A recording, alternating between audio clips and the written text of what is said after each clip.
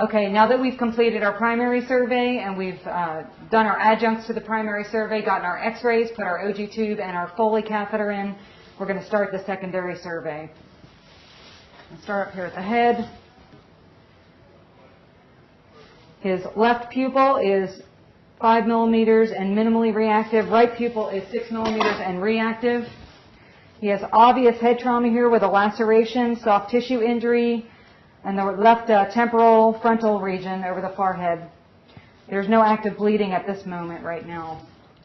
His nares are patent without any blood. Midface is stable. Mandible has no crepitus to it. I don't feel any crepitus about his face either. No cephalohematoma in the back. There is a mild cephalohematoma in the front here.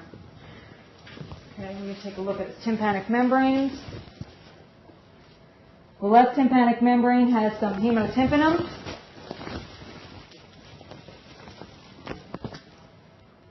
The right tympanic membrane is clear. Okay, I'm going to move down to the neck here. Mark, if I could get you to come and hold C-spine so I can look at his anterior neck and feel his C-spine. Hold C-spine for me. Yes, ma'am. Okay, I'm going to release the anterior portion of the collar. There are no anterior hematomas.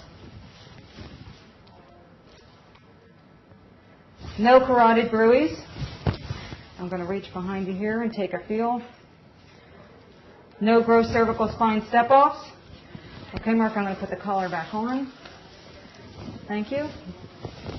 Moving down, his chest has a large amount of ecchymosis to the lower anterior left chest. There's a mild amount of crepitus there. No true subcutaneous emphysema.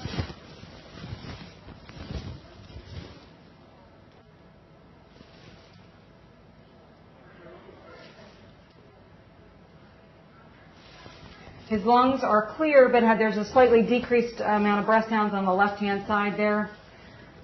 His abdomen is soft, non-distended. His pelvis is wrapped with a pelvic sling. I'm not going to re-examine that. We already know it felt unstable. His flanks have no ecchymosis. Moving down. His pelvis is in a sling. I'm not going to re-examine that. We already know it's unstable, and I'll leave the sling in place. Moving on to his extremities, he has an obvious open deformity to the left femur, fracture deformity. The right extremity, I don't see any gross deformities on here. I'm not going to mobilize that left or right extremity because of the pelvic fracture. Looking at the other extremities here,